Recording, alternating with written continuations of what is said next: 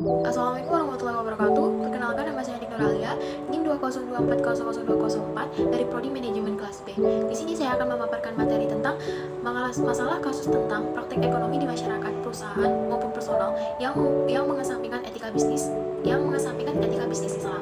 Langsung saja kita ke materinya, yaitu pelaksanaan etika bisnis dan tata kelola yang baik menjadi salah satu sustainable competitive advantage. Misalnya untuk menekan biaya-biaya operasional suatu perusahaan, di mana perusahaan memberikan upah di bawah standar dan tidak menjaga keselamatan para pekerja. Hal itu merupakan salah satu contoh perbuatan yang mengesampingkan etika bisnis Islam. Lalu saja kita ke kasus yang pertama, yaitu kasus tentang penerapan etika bisnis Islam dalam perusahaan dagang. Mengapa sih etika bisnis Islam ini diperlukan dalam perusahaan dagang? Karena di setiap perusahaan pasti banyak seorang karyawan atau seorang manajer yang ada di perusahaan tersebut yang pastinya mengesampingkan etika bisnis Islam. Karena apa? Karena dimulai dari hal-hal kecil, etika bisnis ini diperlukan dalam rangka mencapai tujuan organisasi bisnis yang sudah ditentukan, kegiatan bisnis perdagangan yang berlandaskan etika dan menghindarkan perusahaan dari berbagai pelanggaran yang dilakukan. Tetapi masih banyak perusahaan yang masih melanggar ketentuan etika tersebut. Salah satunya yaitu pelanggaran bisnis dalam kegiatan usaha dagang, contohnya di kelalaian pada kualitas dan kuantitas produk. Misal, produk tersebut masih belum sesuai dengan apa yang diterapkan oleh perusahaan. Misal, contohnya adalah produk skincare. Skincare tersebut masih belum bersertifikat halal dan masih belum ber-PPOM, sehingga ketentuan dari produk tersebut itu merupakan salah satu contoh yang dimana etika bisnis Islam aturan tersebut itu harus diterapkan. Yang kedua yaitu penipuan. Penipuan sering banget terjadi di dalam etika bisnis Islam. Yang ketiga yaitu ketidaksesuaiannya produk. Nah, ketidaksesuaian produk di sini yaitu jikalau produk tersebut itu tuh belum sesuai dengan etika bisnis Islam yang diterapkan oleh suatu perusahaan, sehingga produk tersebut itu banyak diminati oleh konsumen, tetapi konsumen tersebut itu tidak memperhatikan ketidaksesuaian produk tersebut. Yang keempat yaitu dengan adanya produk tersebut itu bakal ada pencurian data pribadi seorang konsumen. Banyak dari perusahaan yang dimana pelanggan tersebut sudah percaya kepada perusahaan tersebut, tetapi dari pihak perusahaan malas dia memanfaatkannya dengan mencuri data pribadi pelanggan. Hal tersebut juga merupakan salah satu bentuk pelanggaran atau bentuk etika bisnis Islam yang tidak boleh untuk ditiru. Selanjutnya yaitu pelanggaran bisnis dalam bidang keuangan. Pelanggaran bisnis dalam bidang keuangan di sini yaitu pelanggaran pajak yang diterapkan oleh perusahaan. Misalnya dalam suatu perusahaan tersebut telah menerapkan pajak sebesar ini, tetapi karyawan di dalam perusahaan tersebut tidak ingin menerapkan pajak seharga segini, sehingga apa yang dialami oleh perusahaan tersebut bisa berakibat fatal. Yang kedua yaitu kegiatan memanipulasi laporan keuangan. Memanipulasi laporan keuangan sering sekali terjadi di perusahaan perdagangan, sehingga banyak perusahaan perdagangan yang bangkrut akibat adanya manipulasi laporan keuangan. Hal tersebut itu merupakan etika bisnis Islam yang dimana harus benar-benar diterapkan dalam suatu perusahaan perdagangan tersebut. Yang ketiga yaitu adanya penggelapan dana. Banyak sekali kasus yang seorang karyawan perusahaan tersebut yang menggelapkan dananya untuk kepentingan pribadinya, sehingga penggelapan dana tersebut merupakan hal yang tidak etis bagi perusahaan itu tersendiri. Selanjutnya yaitu pelanggaran bisnis dalam kegiatan penjualan dengan konsumen. Nah, maksud dari di sini yaitu contohnya itu pencurian barang atau produk. Seringkali kalau ada seorang karyawan dan dia itu juga seorang konsumen, dia itu sering menggelapkan produknya untuk kepentingan pribadinya dia sendiri. Dan yang kedua yaitu ada pemalsuan uang tunai atau pemalsuan transaksi uang tunai. Hal tersebut juga tidak diperbolehkan dalam etika bisnis Islam, karena kegiatan tersebut itu tuh hal tidak etis. Bagaimana sih mengatasi permasalahan yang ada di perusahaan dagang tersebut? Etika bisnis Islam dalam kaitannya dengan kelangsungan untuk perusahaan dagang tersebut harus bisa bertanggung jawab terhadap seluruh pihak yang berkepentingan. Maksudnya pihak di sini itu dari seorang investor, pemasok, karyawan, dan lain sebagainya. Yang dimana untuk mewujudkan fungsi tersebut, perusahaan dagang harus bisa memastikan bahwa kegiatan usahanya telah sesuai dengan etika bisnis Islam yang telah diterapkan. Nah, maka mau tidak Islam tersebut harus dikontrol dengan bagaimana caranya supaya perusahaan tersebut dapat terus berjalan dan sesuai dengan penerapan etika bisnis Islam tersebut. Kasus yang kedua yaitu penerapan etika bisnis Islam dalam industri perbankan dunia syariah. Angka pertumbuhan perbankan syariah menunjukkan hal yang menggembirakan, tetapi dengan adanya perkembangan dari bank syariah tersebut, masih banyak bank syariah yang mengesampingkan etika bisnis Islam. Padahal di dalam bank syariah tersebut, aturan syariah yang harus diterapkan di dalam bank syariah tersebut itu harus benar-benar diterapkan. Tetapi banyak perusahaan, banyak bank syariah yang masih mengesampingkan etika bisnis Islam tersebut. Contoh masalahnya yaitu di sini kekurangpahaman seorang nasabah mengenai istilah penting dalam etika bisnis Islam, misalnya gharar dan riba. Masih banyak nasabah yang menyamakan antara suku bunga dengan riba. Padahal belum tentu di bank syariah tersebut bunga termasuk dalam riba. Karena di dalam situasi yang belum tentu si bunga tersebut dapat dikatakan riba, maka sering terjadi kesalahpahaman antara nasabah dengan customer bank syariah. Yang kedua yaitu kualitas laporan keuangan perbankan syariah yang masih perlu ditingkatkan, terutama dalam hal pengungkapan etis.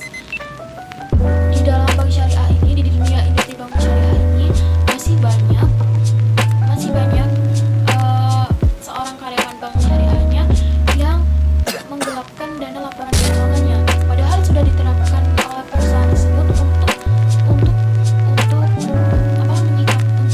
menerapkan etika bisnis Islam tersebut.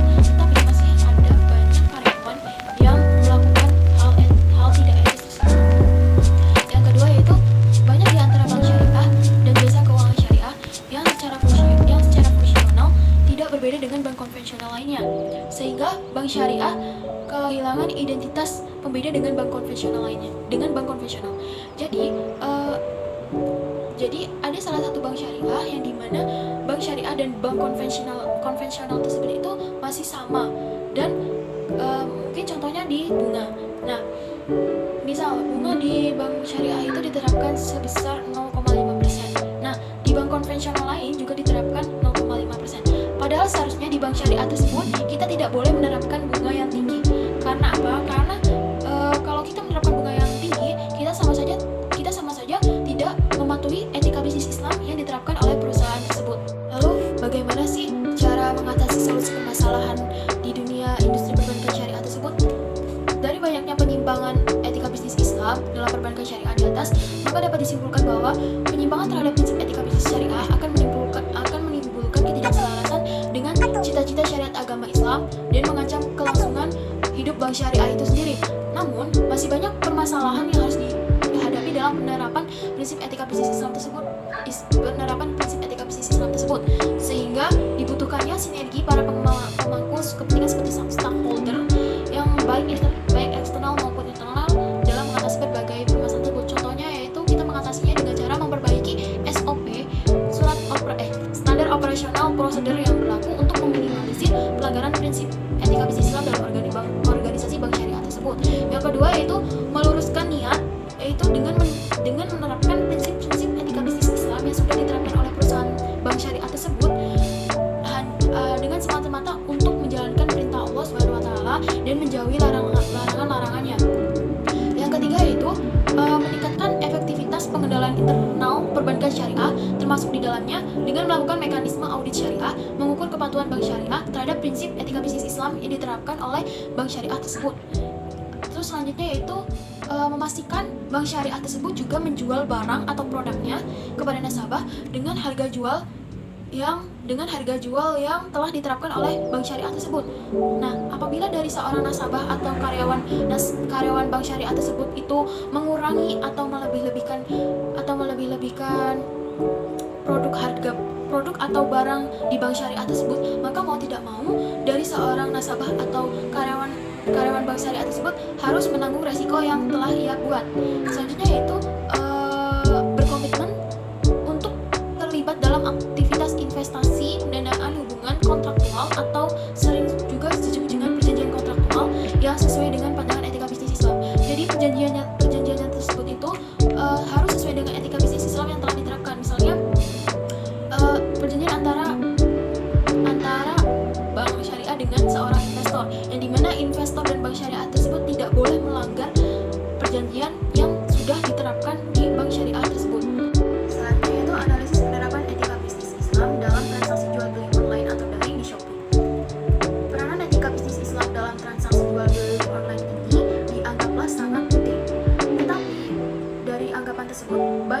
banyak banyak banyak jual beli online yang masih mengesampingkan etika bisnis Islam yang tidak sesuai dengan prosedur. Ada beberapa prinsip dalam pembelian jual beli online di Shopee yang menyimpang etika bisnis Islam. Yang prinsip pertama yaitu penerapan prinsip kesatuan. Maksud dari penerapan prinsip kesatuan ini yaitu kesatuan sebagaimana terrefleksikan dalam konsep tauhid yang memadukan keseluruhan aspek-aspek kehidupan muslim baik dalam bidang ekonomi, politik, sosial menjadi keseluruhan yang sama.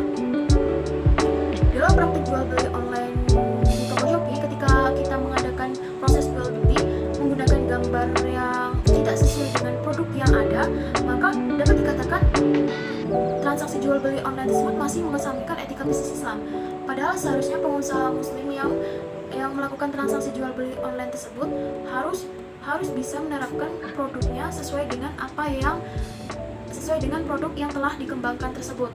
Namun dalam kasus ini pihak penjual sering melakukan diskriminasi antara pihak penjual dan pembeli, yang dimana pihak penjual sering melakukan kebohongan kepada seorang pembeli dengan cara memposting barang atau produknya yang tidak sesuai dengan apa yang diharapkan oleh si konsumen tersebut.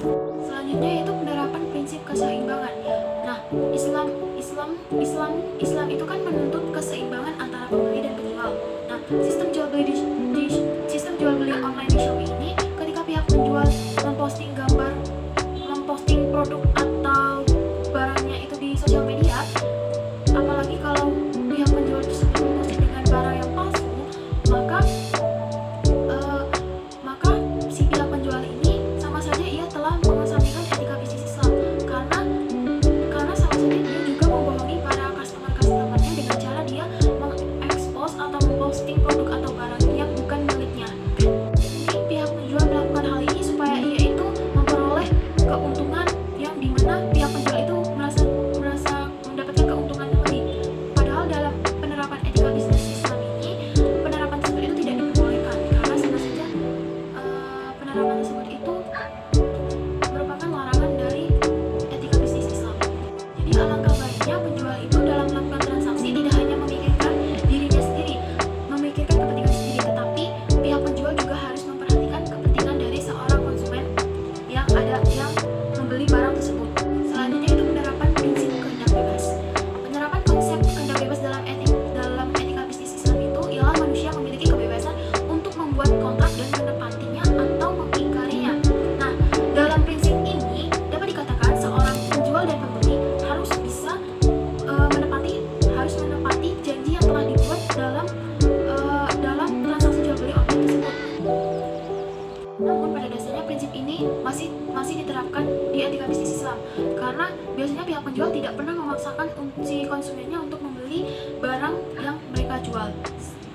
Terus konsumen itu juga hanya membeli barang dengan dasar suka atau sama suka tanpa adanya unsur keterpaksaan. Oleh karena itu, transaksi jual beli online di Shopee ini telah sesuai dengan prinsip etika bisnis Islam.